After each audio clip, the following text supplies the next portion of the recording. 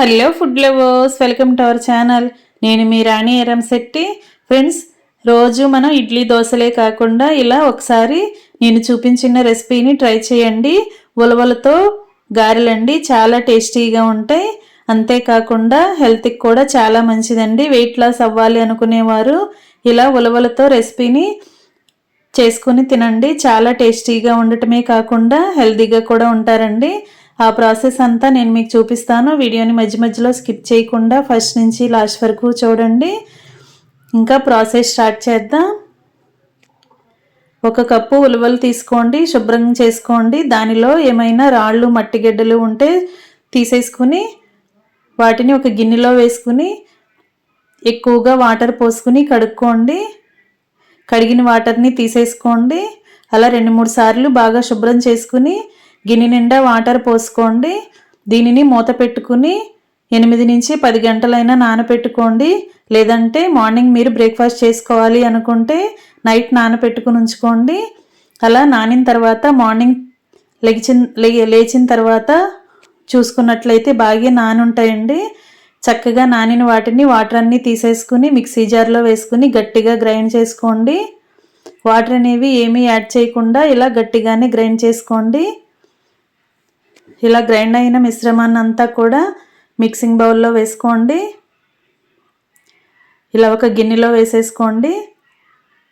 మరి ఎక్కువగా మెత్తని పేస్ట్ లాగా గ్రైండ్ చేయాల్సిన పని లేదండి. కచ్చాపచ్చగా గ్రైండ్ అయితే సరిపోతుంది. ఇప్పుడు దానిలోకి కావాల్సిన ఇంగ్రీడియంట్స్ చూద్దాం. సన్నగా తరిగిన ఉల్లిపాయలు, పచ్చిమిర్చి అండి, కడుక్కుని పెట్టుకున్న కొత్తిమీర, అల్లం ముక్కలు, అలాగే అరగంట క్రితం నానబెట్టుకున్న పచ్చిశనగపప్పు, పెసరపప్పు అండి, ధనియాల పొడి, జీలకర్ర పొడి, గరం మసాలా, వాము అండి, వాము పొడి. ఇప్పుడు మనం చూసిన ఇంగ్రీడియంట్స్ అన్నీ అలా వేసేసుకుందాం. ఆనియన్స్, పచ్చిమిర్చి, కొత్తిమీర, సన్నగా తరిగిన అల్లం ముక్కలు వేసేసుకోండి. అలాగే బియ్యపిండి లాస్ట్లో కలుపుదామండి. ఇప్పుడు నానపెట్టుకుని శుభ్రం చేసుకున్న పచ్చిశనగపప్పు అలా వేసుకోండి. నానపెట్టుకుని కడుక్కున్న పెసరపప్పు కూడా వేసుకోండి. ఇవి ఎక్కువసేపు నానాల్సిన పని లేదండి, అరగంట నానితే సరిపోతాయి. ఇప్పుడు 1/2 టీ స్పూన్ వాము వేసుకోండి, లేదా వాము పొడి వేసుకోండి. ఒక 1/2 టీ స్పూన్ గరం మసాలా వేసుకోండి. ఇప్పుడు ఒక 3/4 టేబుల్ స్పూన్ ధనియాల పొడి వేసుకోండి. ఒక 1/2 టీ స్పూన్ జీలకర్ర పొడి కూడా వేసుకోండి. ఇప్పుడు చివరిగా 1 కప్పు బియ్యపిండి వేసుకోండి. ఇలా వేసుకున్నాం కదా. ఇప్పుడు మనం వేసిన ఇంగ్రీడియంట్స్ అన్నీ పిండిలో కలిసే వరకు బాగా కలుపుకుందాం. 1 కప్పుతో వాటర్ తీసుకుని పక్కన పెట్టుకోండి. మనం అవసరానికి తగ్గట్టుగా మాత్రమే వాటర్ పోసుకుందాం. ముందు మనం వేసిన ఇంగ్రీడియంట్స్ అన్నీ గ్రైండ్ చేసుకున్న ఉలవల పిండిలో కలిపేసుకున్న తర్వాత కొంచెం కొంచెంగా వాటర్ని చిలకరిస్తూ పిండిని కలుపుకోండి. మరీ పల్చగా కలుపుకున్నామంటే వడలు అనేవి ఆయిల్ ఎక్కువ పీల్చేస్తాయండి. ఇప్పుడు టేస్ట్కి సరిపడా సాల్ట్ వేసుకోండి. సాల్ట్ పైన కొంచెం వాటర్ పోసుకొని సాల్ట్ పిండిలో కలిసే వరకు మొత్తం కూడా కలిపేసుకోండి. ఫ్రెండ్స్, నా ఛానల్ని మీరు ఫస్ట్ టైం వాచ్ చేసిన వారైతే సబ్స్క్రైబ్ చేసుకుని పక్కనే ఉన్న బెల్ బటన్ని కూడా క్లిక్ చేయండి. నేను పెట్టబోయే రెసిపీస్ అన్నీ చూడండి. మీరు కూడా కుక్ చేసి ఫ్యామిలీకి సర్వ్ చేయండి. టేస్టీ రెసిపీస్ని సింపుల్ ప్రాసెస్తో చేసి చూపిస్తానండి. ఇంట్లో అందరికీ రెసిపీస్ అనేవి నచ్చేలా ఉంటాయి. ఖచ్చితంగా ట్రై చేయండి. పిండి కలుపుకోవటం పూర్తయిన తర్వాత స్టవ్ ఆన్ చేసుకుని కళాయి పెట్టుకుని డీప్ ఫ్రైకి సరిపడా ఆయిల్ పోసుకోండి. ఇప్పుడు 1 కప్పు నిండా వాటర్ని తీసుకుని చేతిని వాటర్లో తడుపుకుంటూ తడి చేత్తో పిండిని కొంచెం కొంచెంగా తీసుకోండి. ఇప్పుడు వడలను ఒత్తుకోండి.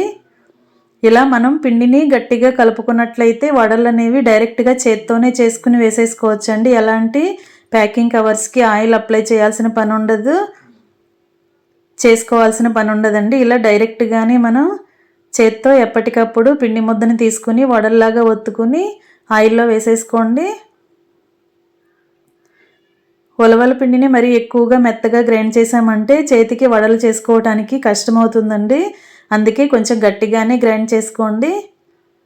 ఇప్పుడు ఒకవైపు ఫ్రై అయిన తర్వాత వేరొక వైపు కూడా ఫ్రై చేసుకోండి. క్రిస్పీగా లోపల వరకు కూడా ఫ్రై అయిన తర్వాత ఆయిల్ నుండి తీసేసుకోండి. కొంచెం మందంగా మనం వడలను ఒత్తుకున్నట్లయితే ఫ్లేమ్ని తగ్గించుకుని స్లోగా ఫ్రై చేసుకున్నట్లయితే లోపల వరకు కూడా బాగా క్రిస్పీగా ఫ్రై అవుతాయండి. ఇప్పుడు వడలే కాకుండా ఇదే పిండితో గారెలు కూడా చేసుకోవచ్చండి. ఆ ప్రాసెస్ చూద్దాం. మరి మందంగా చేశారంటే లోపల పచ్చిగా అనిపిస్తుందండి. కొంచెం పలచగానే చేసుకోండి. లేదంటే గారెల్లాగా ఒత్తుకున్నట్లయితే లోపల వరకు కూడా చక్కగా క్రిస్పీగా ఫ్రై అవుతాయి.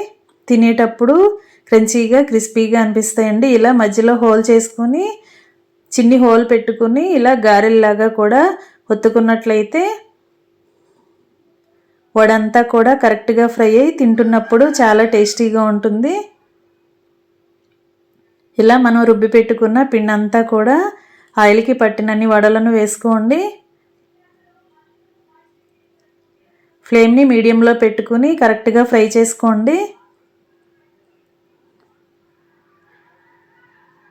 ఫ్రెండ్స్, ఎక్కువగా మనం ఇడ్లీ, దోశలు, ఉప్మా చేసుకుంటూ ఉంటాం కదా. కనీసం వారానికి ఒక్కసారైనా ఈ ఉలవలతో రెసిపీ అనేది చేసి పెట్టండి. ఇంట్లో వారందరూ హెల్తీగా ఉంటారండి. టేస్ట్ కూడా చాలా చాలా బాగుంటాయి. ఇంకా రెడీ అయిపోయండి ఎంతో టేస్టీగా ఉండే ఉలవలు మసాలా గారెలు. ఇంకా సర్వింగ్ ప్లేట్లో తీసుకుని ఇలా టమాటో సాస్తో కానీ చట్నీతో కానీ సర్వ్ చేసుకోవటమే.